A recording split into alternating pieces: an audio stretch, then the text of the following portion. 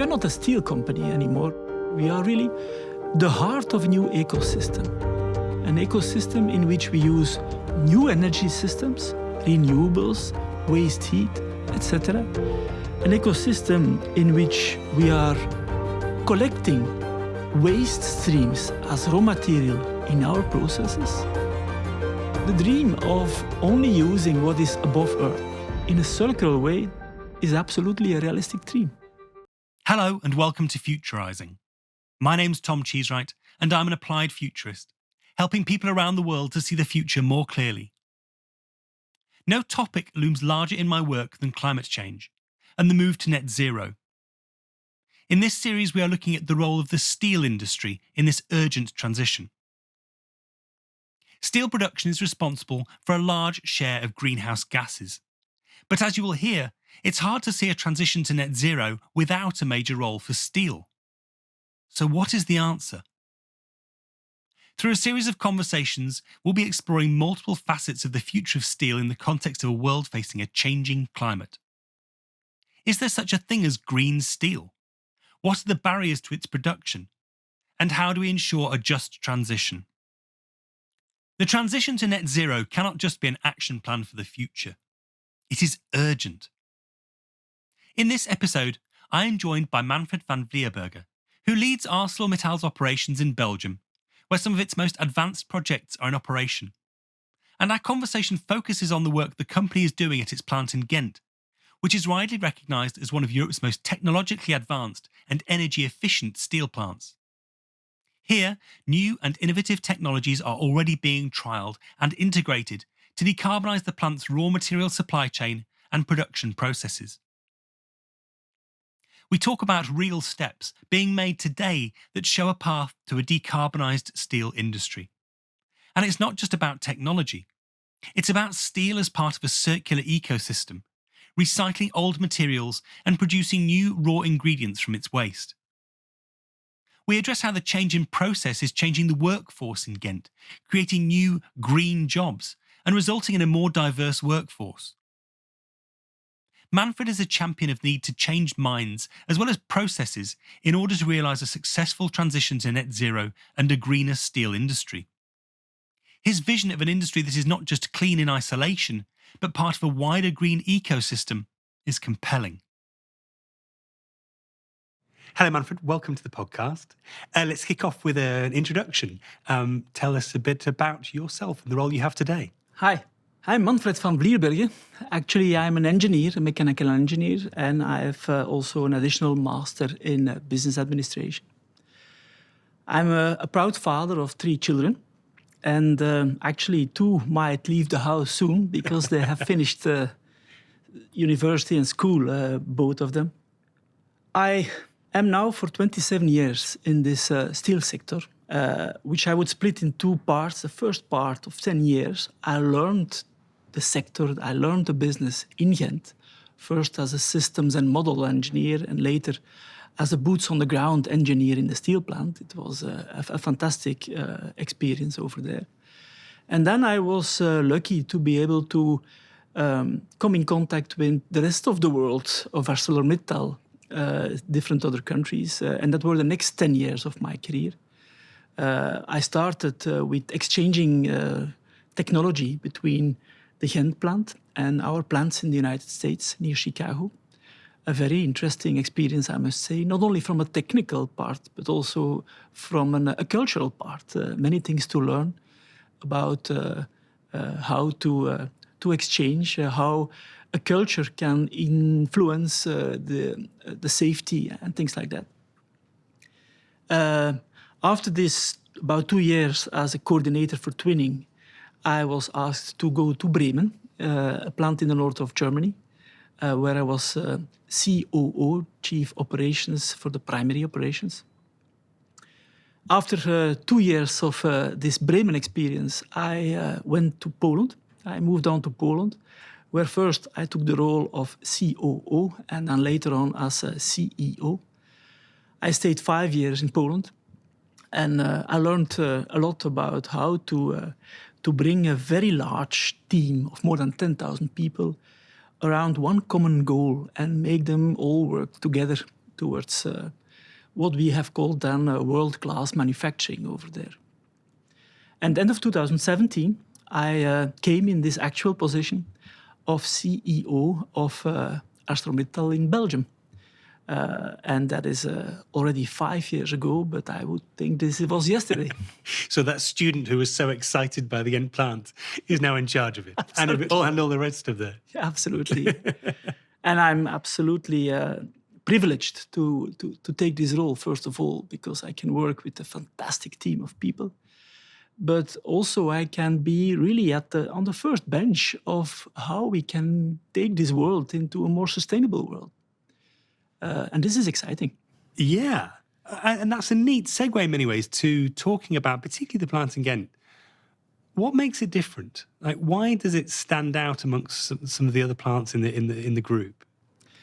Let me start by saying that when you would have asked me 5 years ago to present the cluster Belgium or Ghent, I would have said, please remind the number of 5.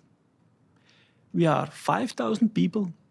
We make about 5.5 million tons of steel, and we have a turnover of 5 billion euro.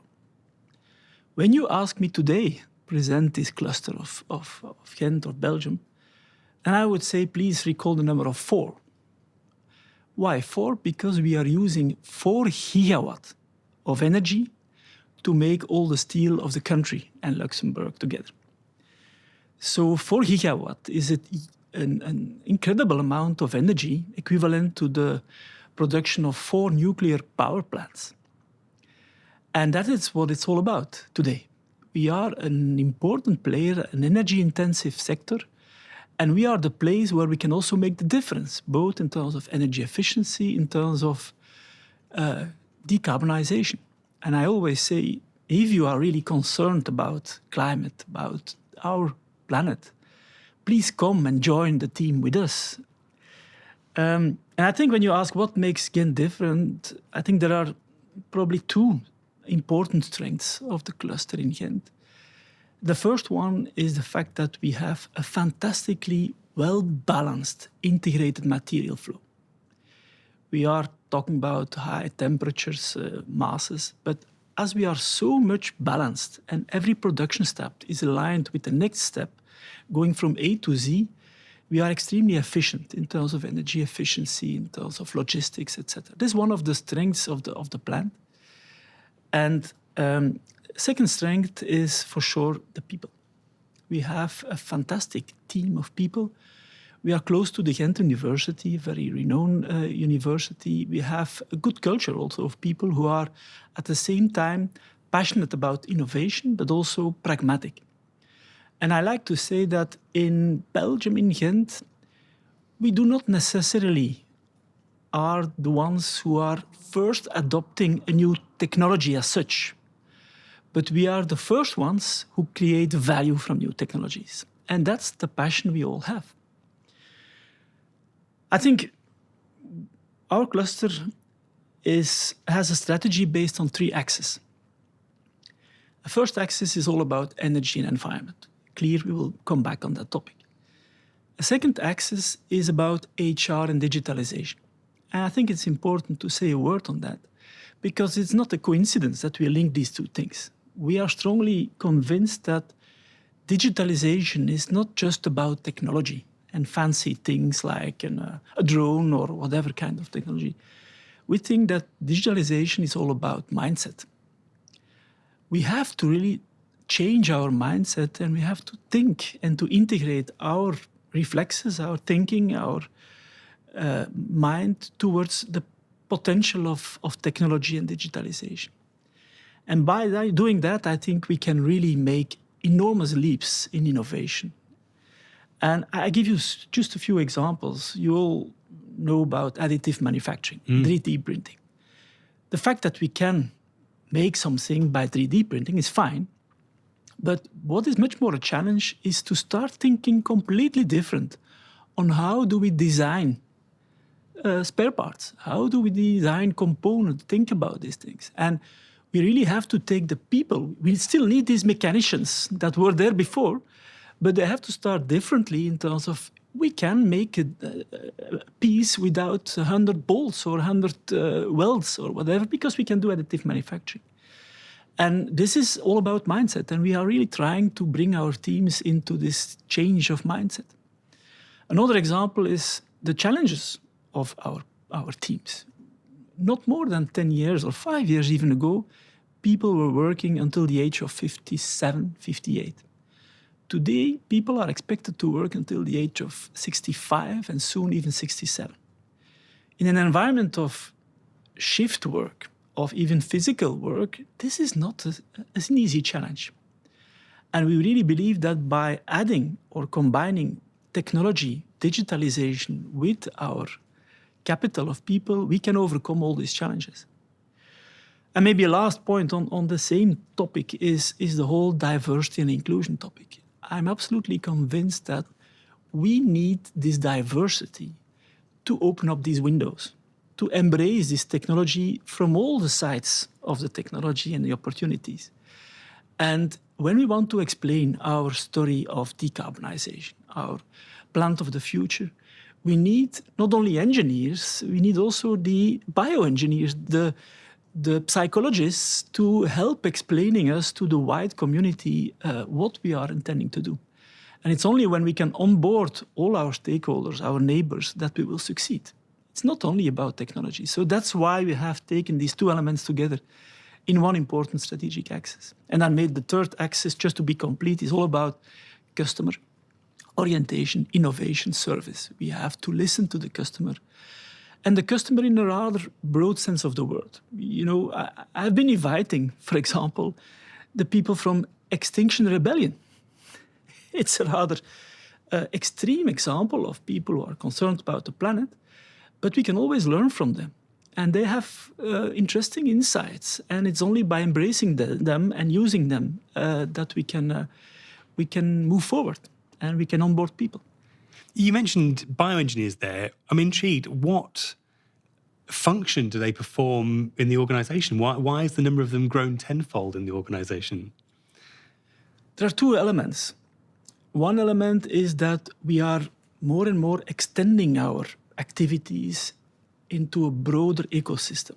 I will talk to you about the new process where we are using our off-gases to ferment them, where microbes are eating, so to say, the off-gases and are transforming them into bioethanol. This is a fermentation process. This is nothing to do with our classical business. And of course, bioengineers are exactly those ones who know all these mechanisms of living organisms, etc. So it's part a story of enlarging our real activities. But there is another aspect in that, and we have, when talking about diversity and inclusion, we have an issue, especially in Belgium, that the pipeline is not there. We have only 15%, even not 15% of the civil engineers are women. So how can we reach 50% of women in our organization when we look for civil engineers and there is only a pipeline of 15? We have bioengineer studies where there are 50% of women.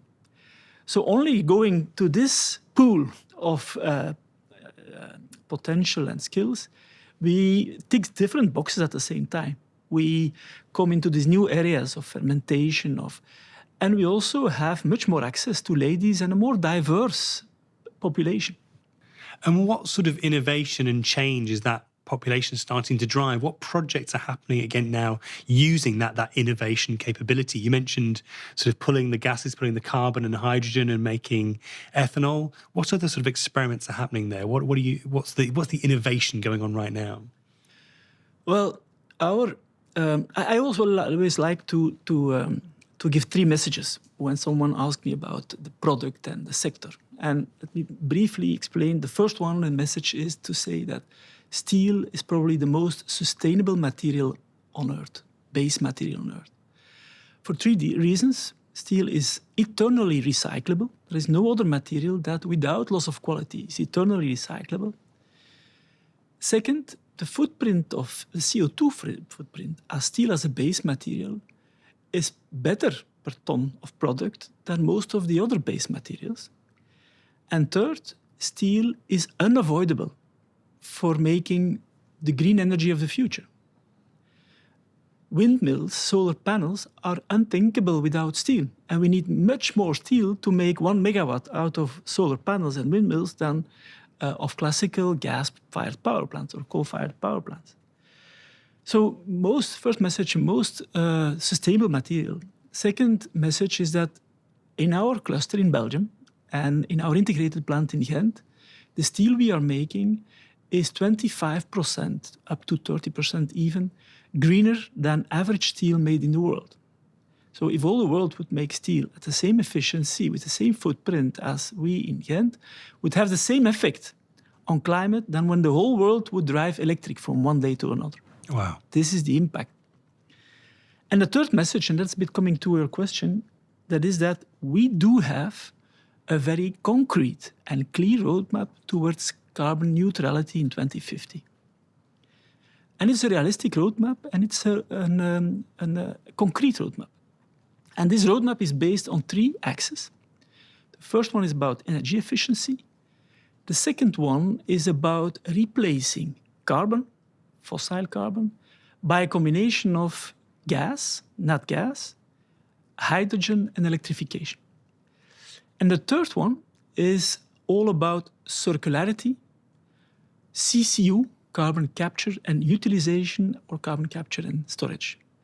And it's mainly in the third axis of circularity, of using the carbon in other products, that these bioengineers are coming on the radar.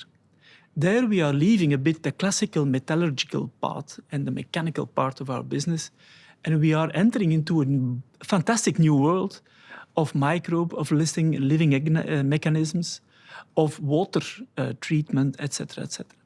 And there these bioengineers are bringing an extremely interesting new view, typical in the whole environmental aspect, in the energy aspect, in the sustainability aspect of our business.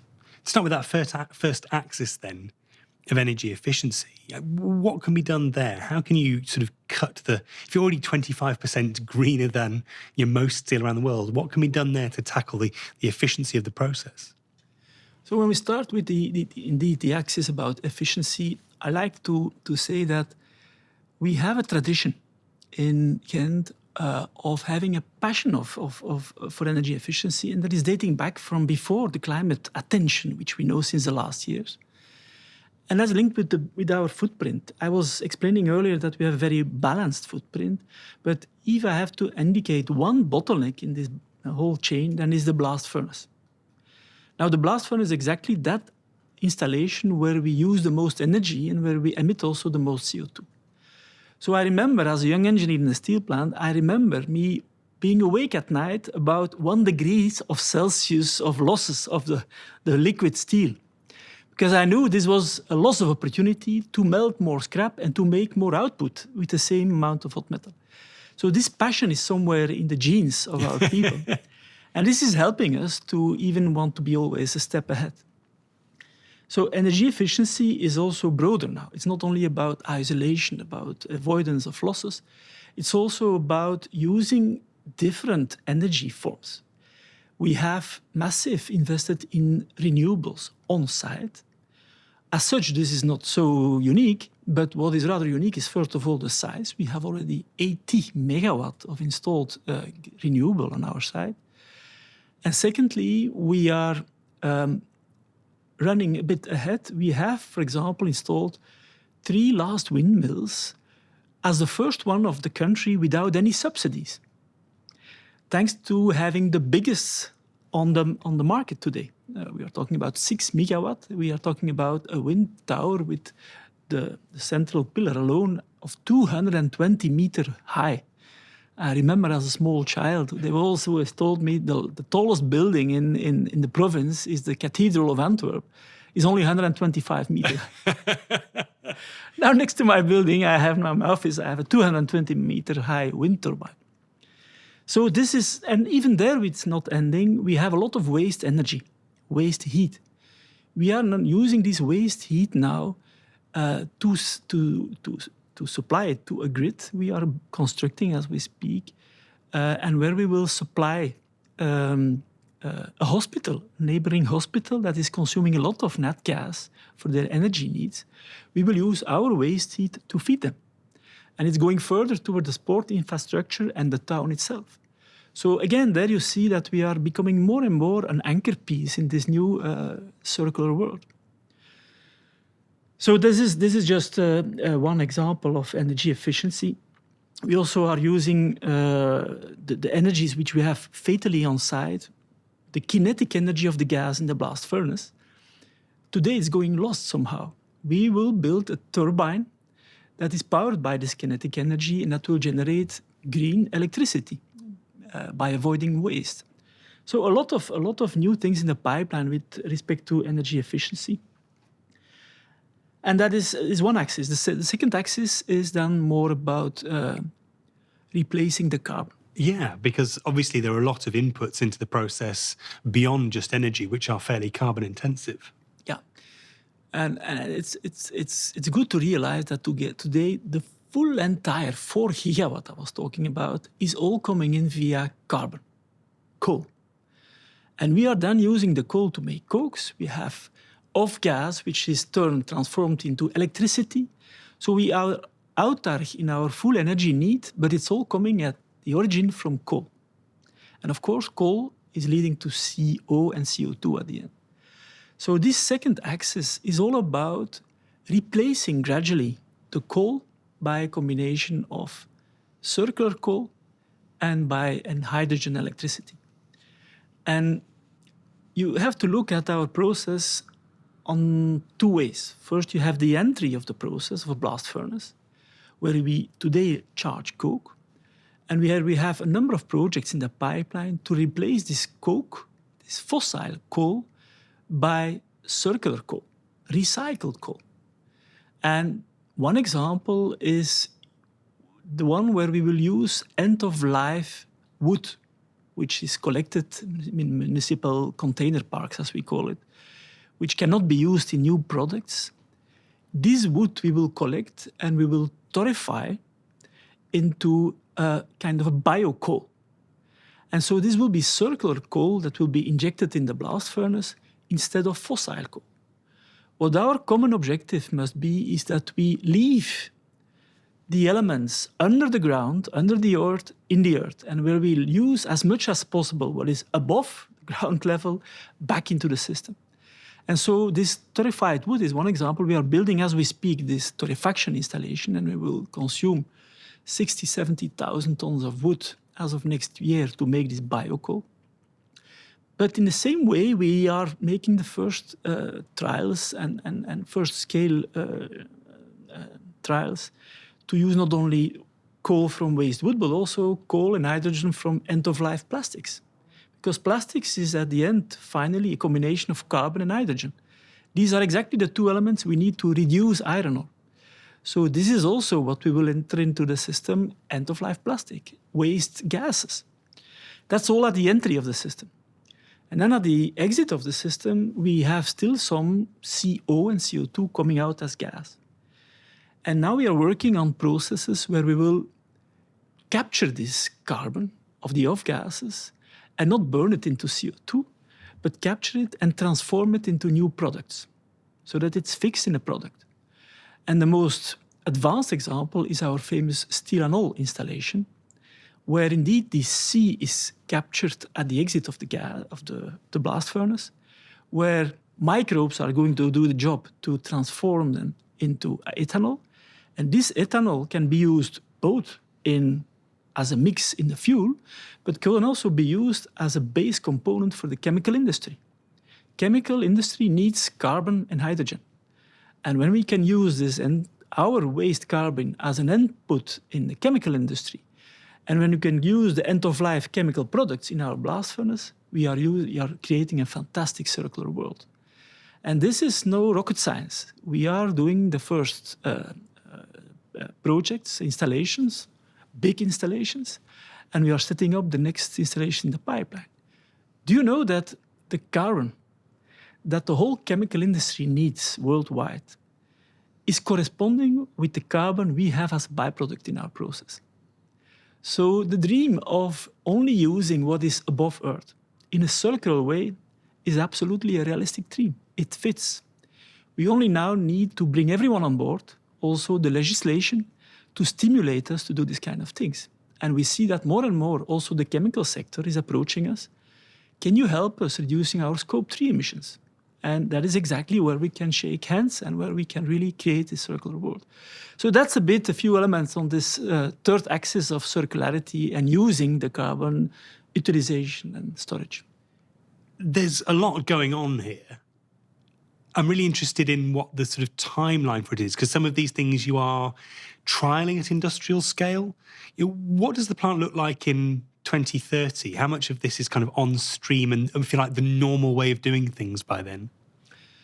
Well, to make it very concrete, next year we will reduce 500,000 tons of CO2 by these installations of Stilanol and Torero. 500,000 tons of CO2 is going out of our emissions. By 2030, we will have our DRI installation up and running. This is the installation where we will replace one of the two blast furnaces by such a gas reduction installation, and where the reductants will be, instead of carbon, a combination of carbon and hydrogen, which is gas, CH4. And by the way, the beauty of this gas installation is that we can use the same installation with hydrogen, pure hydrogen, instead of natural gas. So we are preparing there also the longer future when the hydrogen will be available, will be green. We will be able to use this installation to reduce iron ore with hydrogen. Now, this first installation in Ghent will be up and running in 2026. So before 2030, we will be reducing another 3.5 million tons of CO2 out of our footprint. These are massive numbers.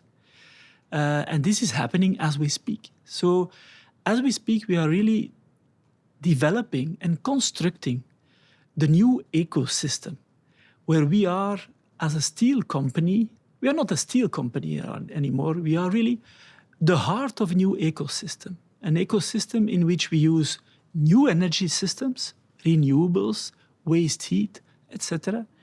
An ecosystem in which we are collecting waste streams as raw material in our processes. And the beauty, by the way, of our process is that it's a process at very high temperature, 2,000 degrees. At these kind of temperatures, we are beyond the problem of dioxin and other kinds of problems where a normal incineration furnace has problems with. So in fact, such a blast furnace is an ideal circular tool, circular recycling tool. For all sorts of materials. Yeah. So we are creating a new ecosystem in terms of energy flows and connecting ourselves to the cities. We are recycling hub, becoming and constructing a recycling hub. Of course, we will increase the amount of scrap which we will recycle as a raw material, but also wood and plastics. And then finally, we are also starting to create, and we have the critical mass to do this. Everyone is looking to us. We are starting to create the infrastructure for the new utilities of the future. Future, we will not only talk about nat gas and electricity, we will talk about a whole grid for hydrogen, a whole grid and hubs and storage capabilities for CO2. And we are, as we speak, also preparing the pre-engineering for a carbon hub, where we will be able to collect and purify and liquefy CO2, ready for either usage or an intermediate phase storage. And that is a bit my message to politicians, to society. We should be fair and correct. We can change the world, but we will not do it by only working on one axis. It would not come only from hydrogen. It will not come only from electrification. It will come from the combination of these aspects. And that's what we're trying to embrace in our cluster by really working on a different axis so that we speed up and that we can reach our important target. And that important target is obviously net zero by 2050. You have confidence based on these steps that that can be achieved? I have absolute confidence that technologically this can be perfectly well achieved. we have all responsibility here. We as a producer, we have to invest, we have to have the vision, but also as a consumer, we have our role to play. As a politician, we have our role to play. I think when we all are aligned here and we are able to explain, that's also why we need not only engineers, we also psychologists, we have communication people who help us to explain. We have nothing to hide, but then technologically we will be there. And I think we will be even faster there than in 2050.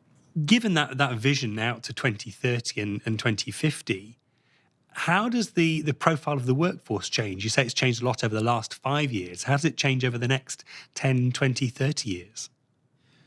I think that in terms of a pure profile, mechanical engineer, an electrical engineer, and a financial guy, these are the profiles we will continue to need also in this whole transition. I think the challenge is much more about the mindset. We will have to have a flexible mindset of change. We will also have to take up a role as a company, not only to make products, but also to train our people. And we are doing that also in the past, but we will have to step up. We have to help ourselves and our people to make the change in the mindset, to train some technologies, but moreover a change in how we approach things. So obviously there are some profiles which we will even need a bit more, like I was explaining about chemical profiles, might we need a bit more than in the past. We will definitely need automation and IT and digital profiles. But I don't think this is a massive change from A to B. It is really a transition which we can do with our existing workforce, at least with the people who will want to change and to look at the opportunities they have in front of us. So in a summary, I think there will be some bottleneck resources, as we have seen it in the past. We see that we have some challenges with maintenance profiles. We will need these maintenance profiles also in the future. We will still talk about installations and some moving parts, so we will need all that. IT profiles are certainly also, but we not only need that, we are not going to fundamentally change the profile of our workforce. We need to have the mindset changed. Last question then. What motivates you? You're clearly excited by this journey. What drives that? What's the energy behind it? Well, I'm motivated by excited people around me. And I am always impressed by the amount of knowledge we have in our teams. And I see that by becoming more diverse, we have even more knowledge and more diverse knowledge. And I'm always impressed by the speed in which we can make the change. You can have so many examples. Think about renewables. We have made as a society quite a journey over the last years. And as I mentioned in the beginning, I'm absolutely convinced that the change is going to increase in an exponential way. And that, for me, is so fascinating. We are having a challenge in front of us, but I'm absolutely convinced that we will tackle it. Brilliant. Thank you, Manfred. Thank you so much.